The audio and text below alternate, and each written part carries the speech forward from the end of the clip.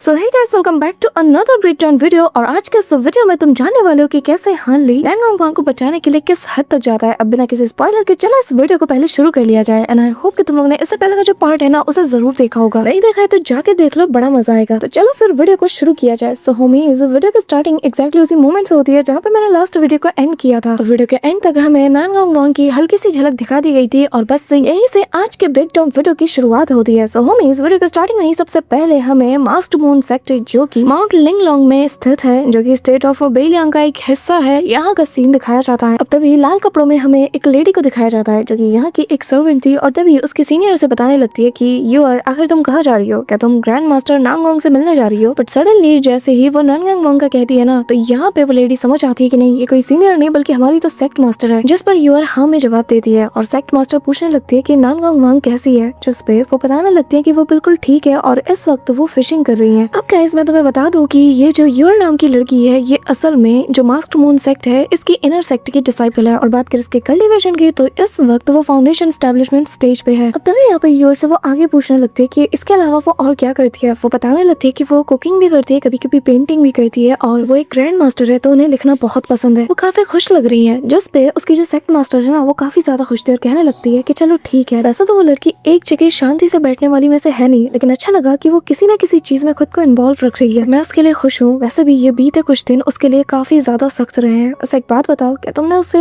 बाहर की कोई बात बताने की कोशिश की या फिर उसने तुम्हें कोई बात बताई। जिस पे यूर बताने लगती है कि नहीं सेक्ट मास्टर, ग्रैंड मास्टर ने मुझे कुछ भी नहीं बताया। जिस पे सेक्ट मास्टर जो कि दूर एक रूम में बैठी थी वो पूछने लगती है, तो एक बात बताओ, क्या वो अभी भी इन पेस्ट्रीज को खाती है। जिस पे यूर हमें जवाब देती है और बताने लगती है कि हर दूसरे दिन हमारा खास आदमी जाता है टाउन में, वहाँ से ये पेस्ट्रीज पिक करके लाता है। अब यहाँ हम नैनगांग क्यू को देख पाते हैं जो कि असल में नैनसन सोल के मिडिल स्टेज के कल्टीवेटर है और ये मास्क्ड मून सेक्ट की सेक्ट मास्टर भी है। अब यहाँ पे जो यूर थी ना वो सारी इन्फॉर्मेशन देने लगती है कि कैसे वो बंदा जाता है, पेस्ट्रीज लाता है और फिर हमारे खास आदमी उस बंदे से पेस्ट्रीज लेता है और फिर सीधा नैनगांग वांग को दे दिया जाता है। अब ये सुनकर सेक्ट मास्टर कहने लगती है ठीक है फिर अब तुम जा सकते हो, लेकिन हाँ बीते कुछ दिनों में अगर वो तुमसे कुछ भी कहे। और तभी सेक्ट मास्टर चुप हो जाती है और कहने लगती है कि खैर छोड़ो, तुम जा सकती हो। यह सुनकर यूर भी थोड़ा सा शॉक्ड हो जाती है, पर फिर वो यहाँ से जाने लगती है। लेकिन सेक्ट मास्टर कहने लगती है कि जब तक वो सही सलामत है मुझे किसी और चीज से फर्क नहीं पड़ता, लेकिन हाँ इस बार तुम्हारा मुझ पे बहुत बड़ा एहसान है। अब तभी इसकी जो असिस्टेंट है वो आ जाती है और आते साथ ही बताने लगती है कि सेक्ट मास्टर जो मैसेंजर है जो कि बेलियांग स्टेट से बिलोंग करते हैं वो आ चुके हैं। सेक्ट मास्टर बताने लगती है ठीक है तुम जा सकती हो, मैं खुद जाकर उसे रिसीव करूंगी। ये कहकर वो उसे भी यहाँ से भेज देती है। साथ ही वो यहाँ पर कुछ चीजें लिख रही थी। इस दौरान उसके दिमाग में काफी सारी बातें चल रही थी, लेकिन फिलहाल के लिए मैसेंजर को रिसीव करना ये इनके लिए सबसे बड़ी अपॉर्चुनिटी है। तो बस फिर क्या, पूरी की पूरी टीम तैयार हो जाती है। वहीं दूसरी तरफ हम यहाँ पर मास्क्ड मून सेक्ट के काफी सारे डिसाइपल्स को देखते हैं, जहाँ पे ये सभी लोग आपस में इसी बात की चर्चा कर रहे थे कि इतना बड़ा ग्रैंड रिसेप्शन आखिर किस बात के लिए, आखिर कौन सी पर्सनालिटी आ रही है। सारे के सारे लोग आसपास आधी रात को बस यही चर्चा कर रहे थे। इवन कि यहाँ अपना जो हानली है वो भी भटकते हुए पहुंच जाता है और काफी सारे लोग आपस में ही खुसुर पुसुर कर रहे थे। और इन सब की जुबानों से जब वो सुनता है ना कि यहाँ पर कोई बहुत ही फेमस लेकिन इनके लिए अनजान शख्स आने वाला है, जिसके चलते ये सभी लोग यहाँ पे अपने सेक्ट मास्टर के ऑर्डर पर इकट्ठा हुए हैं ताकि उसका वेलकम कर सके। और इससे फर्क नहीं पड़ता कि आपका कौन सा जरूरी काम है, लेकिन सेक्ट मास्टर के ऑर्डर पर आज रात आपको हर हाल में यहाँ पे अवेलेबल रहना होगा। इसी के चलते ये लोग काफी ज्यादा क्यूरियस नजर आ रहे थे कि आखिर ऐसा कौन सा पर्सन आ रहा है कि जिसके चलते हमें सारे काम काज छोड़ के यहाँ पे आना पड़ा। हानली जो कि यहाँ पर अपने इल्यूजनरी फॉर्म आर्ट का यूज करते हुए उसी युवान नाम के बंदे का भेस लेकर यहाँ पे आ चुका था। तो यहाँ पर पास ही मौजूद लोगों से उसे पता चलता है कि यहाँ पर एक डिस्टिंग्विश गेस्ट आ रहा है, यानी कि एक ऐसा गेस्ट जो कि अपना भेस बदल के आया है। अब ये भेस बदलने वाली बात कितनी ज्यादा सच है इसका किसी को पता नहीं था, लेकिन अगर सेक्ट मास्टर ने कहा है और रूमर से ऐसा पता चल रहा है तो ये सभी लोग इस बंदे के बारे में और ज्यादा क्यूरियस थे। कि तभी एक लेडी की नजर हमारे हानली पे जाती है और जैसा कि मैंने तुम्हें स्टार्टिंग में बताया कि यार ये खुद ही यहाँ पे हैरान परेशान था और इसकी शक्ल का एक्सप्रेशन देखो, देखकर लग रहा है कि ये यहाँ से बिलोंग ही नहीं करता। अब वो लेडी कहने लगती है कि एक अनजान शख्स, हाँ और वो भी बहुत ही ज्यादा खास। मुझे यकीन नहीं हो रहा कि हमारा सेक्टर सच में इस बात को इतना ज्यादा सीरियसली ले रहा है। क्या हो गया है हमें, क्या हम वाकई में ऐसे किसी को आने देंगे अंदर और उसका वेलकम करेंगे। अब इस लेडी की नजरें हानली पे टिक तो जाती है, लेकिन फिलहाल के लिए वो उसे इग्नोर कर देती है। तभी पास मौजूद बंदा कहने लगता है कि हो सकता है कि ये जो भी पर्सन है ये असल में मैरिज अलायंस से बिलोंग करता हो। इसी के चलते यहाँ पे उसका इतने जोर शोर से स्वागत करने के लिए तैयारियां चल रही हैं। अब तभी यहाँ पे ये लोग बात कर ही रहे होते हैं कि उनमें से एक लेडी कहने लगती है कि सीनियर सिस्टर जरा ऊपर देखो। सडनली हम देख पाते हैं कि मास्क्ड मून सेक्ट के हवाओं में एक बहुत बड़ा सा फ्लाइंग कैरेज नजर आता है जो कि तेजी से आकर सीधा एंट्रेंस के पास लैंड करता है, जिसे देखकर अब सभी लोग और ज्यादा क्यूरियस होते हुए अपनी निगाहें उसी पे जमा लेते हैं कि जरा देखे तो आखिर वो कौन सा भेष बतला हुआ गेस्ट है जिसके चलते हमें आधी रात को यहाँ पे जमा करवाया गया।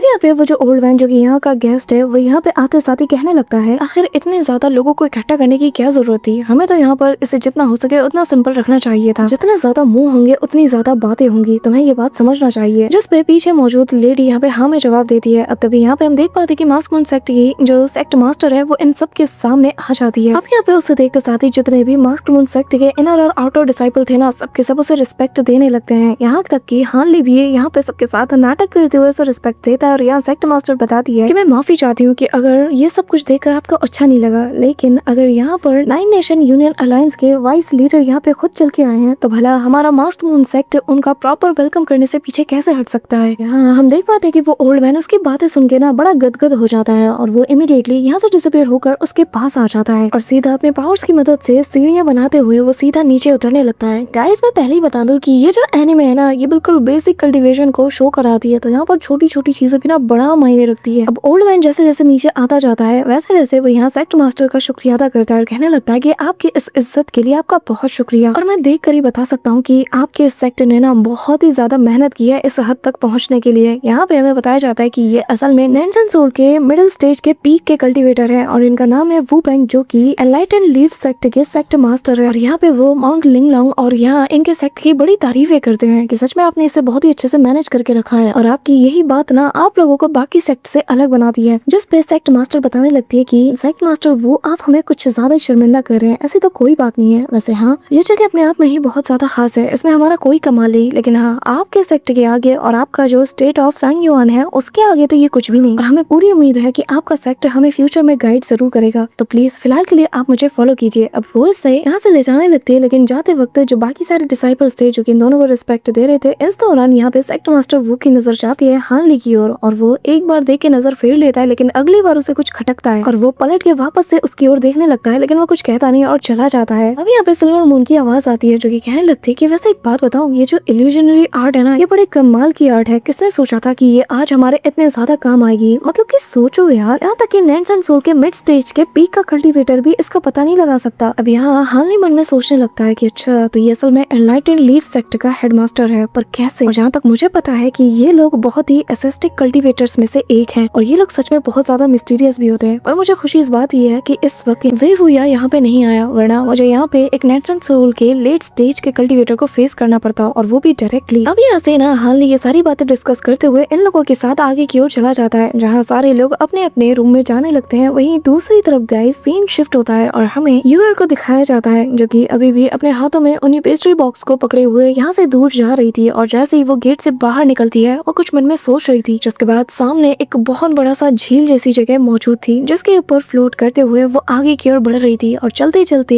एक ऐसे पवेलियन जो कि दिखने में छोटा है लेकिन पानी के बीचों बीच स्थित था और काफी ज्यादा खूबसूरत लग रहा था, उसकी ओर वो बढ़ी चली जाती है। अभी यूर आगे जाती है और सीधा गेट के पास पहुंचते साथ ही बहुत ही रिस्पेक्ट वे में कहने लगती है कि ग्रैंड मास्टर नेंगोंगवान, मैं आपके लिए ये पेस्ट्रीज ले आई हूँ। और सामने से कोई जवाब नहीं आता, जो सुनकर यूर काफी ज्यादा परेशान हो जाती है और सोच में पड़ जाती है कि आखिर वो गई तो गई कहा, तो वो वापस से अपनी ग्रैंड मास्टर को आवाज देती है। अभी यहाँ पे उसे डर होता है कि कहीं वो यहाँ से भाग तो नहीं गई, वो थोड़ा पैनिक कर जाती है, पर सडनली यहाँ उसका जो पेस्ट्री बॉक्स था उसका लिड ओपन होता है और यहाँ हवा में फ्लोट करते हुए पेस्ट्री सीधा रूफ टॉप की ओर जाने लगती है, जो देखकर उसकी जान में जान आती है कि चलो वो सही सलामत है। और हमें दिखाया जाता है कि नेंगोंगवांग इस वक्त रूफ टॉप के ऊपर मौजूद थी और वो उस पेस्ट्री को अपने हाथों में लेते हुए कहने लगती है कि वैसे मानना पड़ेगा ये शॉप पहले से ज्यादा इम्प्रूव हो चुकी है, साथ ही उनके पेस्ट्रीज भी पहले से ज्यादा अब ये और अच्छे दिख रहे हैं। ये कहते हुए वो जैसे इसका एक बाइट लेती है उसे ये अच्छा लगता है, लेकिन फिर वो कहने लगती है कि इसके अंदर कुछ ज्यादा ही शहद का यूज किया गया है, अब तो मुझे इसके साथ कुछ और लेना होगा। अब तभी यहाँ पे यूर काफी ज्यादा परेशान थी, वो यहाँ पे डर के मारे कहने लगती है कि ग्रैंड मास्टर मुझे माफ कर दीजिएगा कि मैंने आपको इतनी दफा आवाज दी, मुझे ऐसा नहीं करना चाहिए था, लेकिन इसके पीछे एक रीजन है, मुझे लगा नहीं, मेरा मतलब मुझे माफ कर दीजिए, गलती मेरी है, मेरा ऐसा कोई इरादा नहीं था कि मैं आपकी जासूसी कर रही हूँ। जिसमें नेंगोंगवान हंसती है और कहने लगती है कि चलो कोई बात नहीं, फिलहाल के लिए तुम इन्हें रख के यहाँ से जा सकती हो और अपने कल्टीवेट करने पे फोकस करो। ये कहते हुए वो उससे जो पेस्ट्री का बॉक्स था वो ले लेती है और यहाँ यूर थोड़ी परेशान सी लग रही थी, लेकिन फिलहाल के लिए वो जाने लगती है। इस दौरान नेंगोंगवांग यहाँ पे उन पेस्ट्रीज को निकालती है, उनमें से खाते हुए अब यहाँ पर वो सारी बातें सुनने की कोशिश करती है, जहाँ पर सेक्ट मास्टर की सारी बातें उसे पता चल जाती है और यहाँ पे वो मनी मन कहने लगती है कि यार सच में सीनियर सिस्टर आपको थोड़ा सोचना चाहिए, आपकी जो यंग डिसाइपल है उससे मेरे बारे में इतनी पूछताछ क्यों? हाँ, वो बेचारी तो डर जाएगी ना। जरा इसके चेहरे का रंग देखो। अब ये कहते हुए वो थोड़ा स्माइल करती है, पर तभी कहने लगती है कि पर मैं भी किसके ऊपर हंस रही हूँ? हाँ, मेरी तो ऐसी सिचुएशन है ही नहीं कि मैं दूसरे के ऊपर हंस सकूं।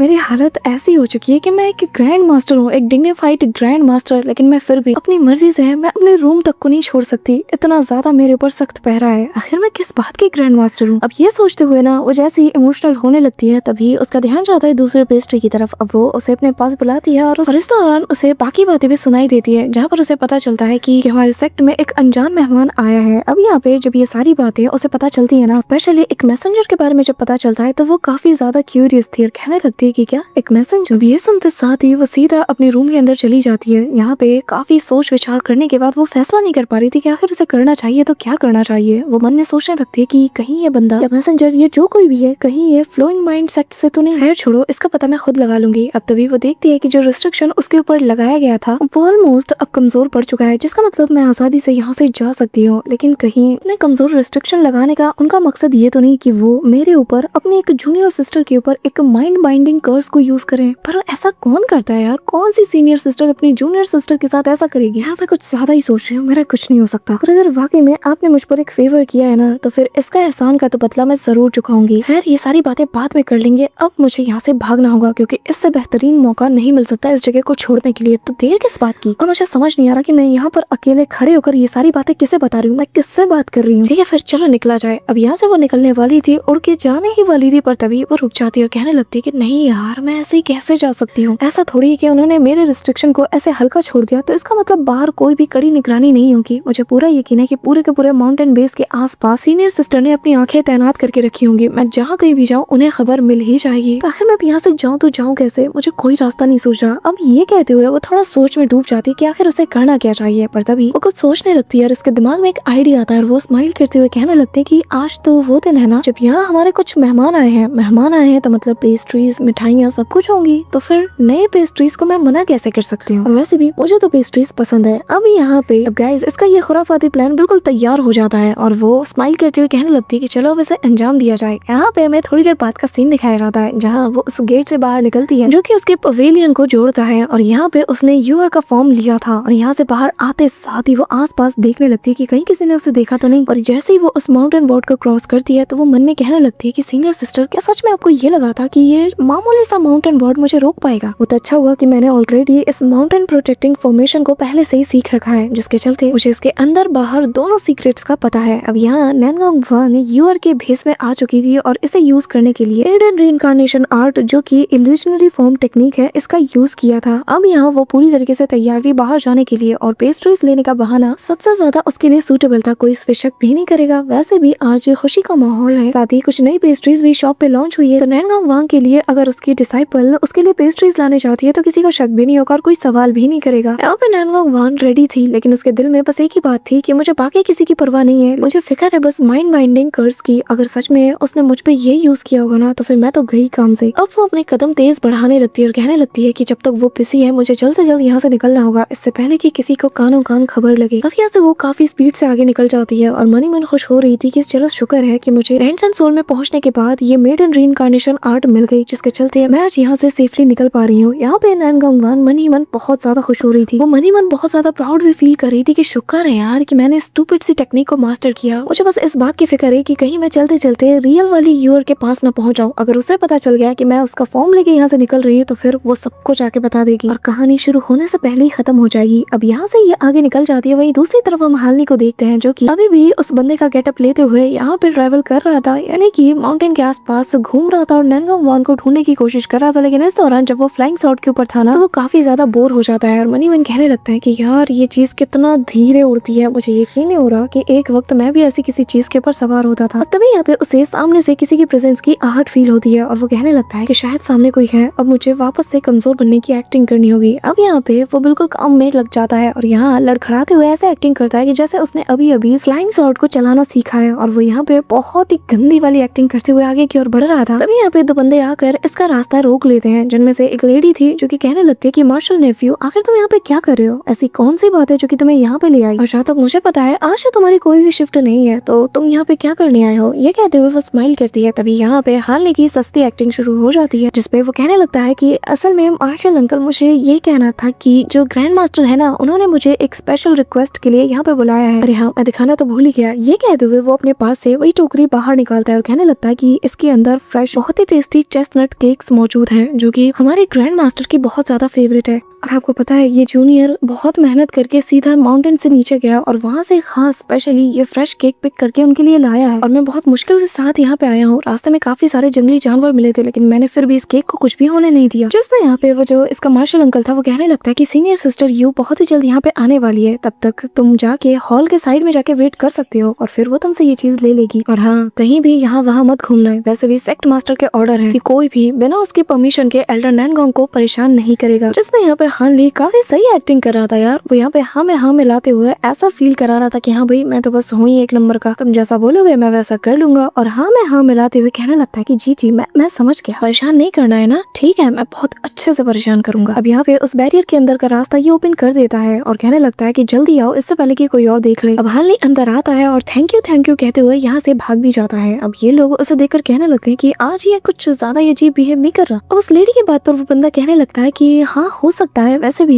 ये बहुत ज्यादा हार्ड वर्किंग है, माउंटेन से लेकर नीचे तक जाना रोज का काम है इसका। और बेचारे के लिए बुरा लगता है कि कल्टीवेशन में इसका कुछ खास लग नहीं रहा। अब यहाँ असली गोलमाल तो यहाँ होने वाला है। एक तरफ हानली जो कि किसी और का गेटअप लेकर नानगोंग वांग से मिलने के लिए जा रहा था, वहीं दूसरी तरफ मिस नानगोंग वान जो कि इस जगह से भागने के लिए अपने ही डिसाइपल का रूप लेकर यहाँ से एस्केप करने में लगी हुई थी। अब ये दोनों तेजी से आगे बढ़ रहे थे उस टोकरी के साथ और मन दोनों यही सोच रहे थे कि बस एक बार मैं उस रूम में पहुंच जाऊं, वहाँ पर मुझे कोई न मिले, उसके बाद अगर कोई नहीं होगा तो फिर हम चुटकी से बाहर निकल जाएंगे। और हानली कहता है कि अंदर पहुंच जाऊंगा। दोनों एक दूसरे की तरफ बढ़ रहे थे। हॉल को क्रॉस करते हैं, रूम के अंदर जाने के लिए उस गेट की तरफ आते हैं जो कि अंदर और बाहर को जोड़ता है। और जैसे ही दोनों गेट ओपन करते हैं, भाई दोनों एक दूसरे को देखकर मन में कहते हैं कि जैसा कि उम्मीद किया था कि कोई ना कोई तो जरूर होगा। अब हानली यहाँ पे इस लड़की को देखकर कहने लगता है कि शायद यही वो सीनियर सिस्टर यू होगी जिसके बारे में अभी मैंने सुना था। अब हानली आगे आकर उसे मार्शल आर्ट कहते हुए रिस्पेक्ट देता है और कहने लगता है कि मैं यहाँ पे काम से आया था। ये कहते हुए वो उस केक के बॉक्स को आगे कर देता है। अब तभी यहाँ पे जो मिस यू थी ना, यानी जो भी नैनगोंग वान है, वो मन में सोचने लगती है कि पता नहीं इन दोनों के बीच का रिलेशन कैसा होगा, क्या ये से अकड़ के बात करती होगी या फिर जूनियर सिस्टर वाला इनके बीच रिलेशन होगा। वो यहाँ पे सोच में डूब जाती है और तभी उसके दिमाग में कुछ भी नहीं आता और वो कुछ भी बोलने लगती है। कहती है कि आखिर तुम यहाँ पे अकेले क्या कर रहे हो, जिसपे हानली मन में कहता है कि मुझे रिस्पेक्टफुल वे में बात करना होगा क्योंकि ये सीनियर है। अब यहाँ वो बताने लगता है कि असल में जो ग्रैंड मास्टर है ना, वो इस हाई डिमांडिंग केक को खाना चाहती थी और मैं ये उन्हीं के लिए लाया हूँ। और सच में बहुत भीड़ थी, बहुत ज्यादा रश था, इसी के चलते मेरे हाथ बस एक ही केक लग पाया और मैं जैसे तैसे करके इसे यहाँ ले आया। नैनगोंग वान यहाँ पे पैनिक कर जाती है और कहने लगती है कि ठीक है मैं बात समझ गई, तो मुझे ये दे दो और फिर तुम जा सकते हो। और फिर वो मन में कहते हैं कि यार मुझे शायद इसे इमीडिएटली यहाँ बेहोश कर देना चाहिए, वरना जो पैनिक मुझे हो रहा है ना, इससे तो मेरा ही खेल खत्म हो जाएगा। अब हानली भी सोचता है कि शायद मुझे भी इसे यहाँ पे बेहोश कर देना चाहिए, पर मैं नहीं कर सकता। इसे अच्छे से पता होगा कि नैनगोंग वान कहाँ पे है, मुझे बस सही मौका देकर इससे सारी बातें उगलवानी होगी। इस दौरान नैनगोंग वान भी उसके करीब जाकर केक लेने के लिए रेडी थी और मन में कहती है कि मुझे थोड़ा केयरफुल रहना होगा, मुझे बस इसे बेहोश करना है। साथ ही हानली का भी यही प्लान था कि इसे बेहोश करके उससे सारी बातें ये उगलवा लेगा। अब ये दोनों धीरे धीरे एक दूसरे को बेहोश करने का प्लान बनाते हुए आगे बढ़ते हैं और बॉक्स को जैसे ही दोनों टच करते हैं, दोनों ही अपनी पावर को यूज करते हैं और दोनों की सेम पावर एक दूसरे से टकरा के ना रिफ्लेक्ट हो जाती है और यहाँ दोनों को झटका लगता है और ये केक का जो बॉक्स था ये जमीन पे गिरता है, जिसके चलते दोनों अलर्ट हो जाते हैं और समझ जाते हैं कि नहीं आम बंदा तो ये है नहीं। वही दूसरी तरफ गेट खुलता है और रियल वाली जो सिस्टर यू है वो बाहर आती है अंगड़ाइयां लेते हुए और जैसे यहाँ पे वो इन दोनों को देखती है ना, वो खुद हैरान हो जाती है। तभी दोनों अपनी पावर का यूज करते हुए सबसे पहले गेट को बंद करते हैं और फिर इसे सुला देते हैं। अब यहाँ पे मिस बान कहने लगती है कि एक बात बताओ, आखिर तुम हो कौन और तुम्हारी हिम्मत कैसी हुई हमारे मास्टर मून सेक्ट के इस रिस्ट्रिक्टेड एरिया में आने की। जिसपे हानली कहता है कि और तुम कौन हो जो कि यहाँ पे मार्शल नीस यू का गेटअप लेकर यहाँ मेरे सामने खड़ी हो, और आखिर तुम किस चीज की तलाश में हो। हाँ, जिसपे मिस बान कहती है कि बात को बदलने की कोशिश मत करो, यहाँ पे टॉपिक कुछ और तुम कुछ और बोल रहे हो। अगर तुमने मुझे कोई ठीक ठाक जवाब नहीं दिया और मैं जिससे सेटिस्फाइड नहीं हुई ना, तो फिर मैं सभी को अलर्ट कर दूंगी और अगर पूरा का पूरा सेक्टर तुम्हारी तलाश में आता है तो मुझे दोष मत देना कि मैंने तुम्हें वार्न नहीं किया। ये सुनकर हानली हंसता है, कहने लगता है कि क्या अलर्ट? सही मायने में इस वक्त जो इंसान सबसे ज्यादा सस्पिशियस लग रहा है तो वो हो तुम। रही बात अगर यहाँ पे पूरा सेक्टर आ जाता है तो ये बात तो अभी भी पूरी तरीके से अननोन है कि वो लोग यहाँ पे रहकर किसकी तलाश करेंगे, तुम्हारी या मेरी। तो बताओ क्या मैं गलत कह रहा हूँ? ये कहते हुए वो उसके करीब जाता है। तभी यहाँ पे नैनगोंग वान फायर ड्रैगन व्हील का यूज करती है और कहने लगती है कि देखो मेरे करीब आने की कोशिश भी मत करना। हानली तो इसे देखते साथ ही रिकॉग्नाइज कर लेता है कि आखिर ये चीज क्या है और ये किससे बिलोंग करता है। तभी नैनगोंग वान कहने लगती है कि अब तुम मुझे बताओगे कि तुम हो कौन। हानली देख के हैरान था कि ये वही नैनगोंग वान है और तभी वो उसकी तरफ देख के स्माइल करता है और अपने रियल वाले गेटअप में आ जाता है और खुद को उसके सामने सामने रिवील करते हुए कहने लगता है कि हमें मिले काफी अरसा हो गया ना, कैसी हो वन। अब तभी हार्ली को देखकर वो पूरी तरीके से स्पीचलेस हो जाती है और वो कहने लगती है कि आखिर तुम ये क्यों। तभी उसे ख्याल आता है कि यार ये मैं क्या बोल रही हूँ, और वो कहने लगती है कि मेरा मतलब कि मैं तुम्हें नहीं जानती, तुमने मुझे कुछ और समझ लिया है, तुम जो सोच रहे हो मैं वो नहीं हूँ। ये कहते हुए वो अपना चेहरा नीचे कर लेती है।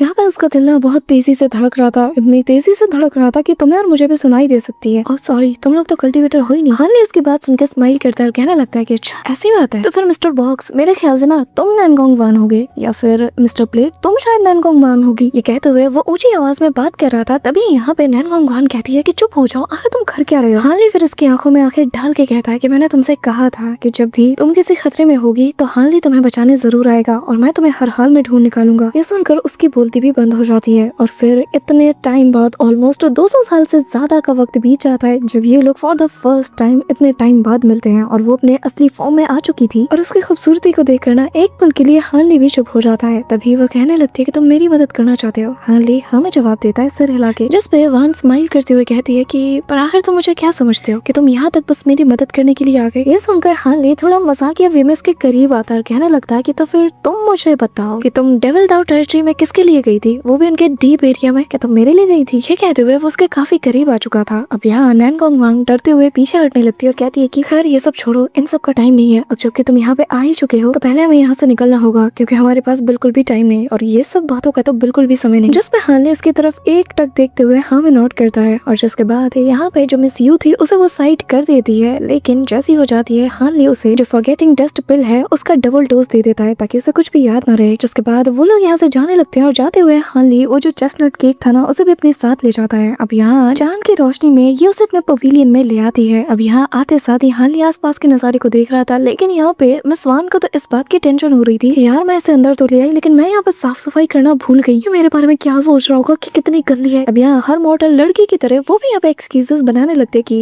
असल में मैं यहाँ से ना थोड़ी जल्दबाजी में निकल गई, तो जो भी दिख रहा है उस पर ध्यान मत देना, तुम्हें जो भी जगह सही लगे तुम वहाँ बैठ सकते हो। हार्ली यहाँ पे एक स्टूल के ऊपर बैठ जाता है। अब हार्ली वापस से नैनगोंग वांग की तरफ घूरने लगता है और जैसे ही उससे नजरें मिलती है तो हार्ली अपना नजरें चुरा लेता है और तभी नैनगोंग वांग कहती है कि क्या हुआ, आखिर तुम मुझे घूर क्यों रहे हो, क्या मैं पहले जैसी नहीं लग रही। जिस पर हार्ली उसकी तरफ देखते हुए स्माइल करता है और कहता है कि नहीं ऐसे तो कोई बात नहीं है। ये सुनकर इसे बड़ा राहत फील होती है और वो कहने लगती है कि चलो अच्छा है, मुझे लगा था कि शायद ये जो कल्टीवेशन आर्ट है ये मेरे अपीयरेंस को बदल देगा, लेकिन नैनसन सोल कल्टीवेटर वो भी महज 200 सालों के अंदर, वो भी फॉल स्पिरिचुअल रूट्स के साथ। क्या बात है, सच बता रही हूँ, तुम्हारी जो कल्टीवेशन स्पीड है ना इस पर यकीन करना इमेजिनेशन के भी बियॉन्ड है। अगर मैं तुम्हारे पुराने वर्जन को ना जानती ना तो मैं कभी भी यकीन नहीं करती अगर मुझे कोई भी ये बात बताता। ये सुनकर ना हार्ली भी थोड़ा क्यूरियस था। तभी वो बताती है लेकिन हाँ अगर मैं दाव हार्ट और अपॉर्चुनिटीज के लिहाज से बात करूँ, ये पूरा का पूरा जो हेवनली साउथ का इलाका है, इवन कि इसके आसपास के इलाकों में भी किसी के पास इतना स्ट्रेंथ नहीं जो कि इस वक्त तुम्हें सरपास कर सके। जस पे हार्ली कहता है कि नहीं ऐसी कोई बात नहीं है, ये तो बस मेरी किस्मत थी। जो सुनकर नैनगोंग वांग को गुस्सा आता है क्योंकि ये घिसा पिटा डायलॉग वो 200 साल पहले भी सुन चुकी है। तो वो यहाँ पर डेस्क से खड़ी हो जाती है और कहने लगती है कि हाँ हमारे 200 साल से भी ज्यादा पुराने ओल्ड एंसेंट सोल एंसेस्टर वो ना ड्रिफ्टिंग क्लाउड सेक्ट के एक न्यू एल्डर भी है, और जिस पल उन्होंने एल्डर की पोजीशन ली ना उसी पल उन्होंने एक ब्यूटीफुल यंग डिसाइपल को भी अपना बना लिया, और वो भी अपने कॉन्क्यूबाइन के तौर पे। ये सुनकर हार्ली के होश उड़ जाते हैं कि आखिर ये सब क्या बोल रही है। गाइस सही मायने में वो तो उसे एक सॉलिड प्लान दे रही थी जो कि हार्ली समझ चुका था और उसको यकीन नहीं हो रहा था कि ये सब कुछ ये अपने मुंह से कह रही है। अब गाइस इसके आगे की जो कहानी होने वाली है ना वो किसी रोलर कोस्टर राइड से कम नहीं होने वाला। तो मेक श्योर कि तुम वीडियो को लाइक करके चैनल को सब्सक्राइब जरूर करें। तो मिलते हैं मैं तुमसे नेक्स्ट ब्रेकडाउन वीडियो के साथ, तब तक के लिए बाय।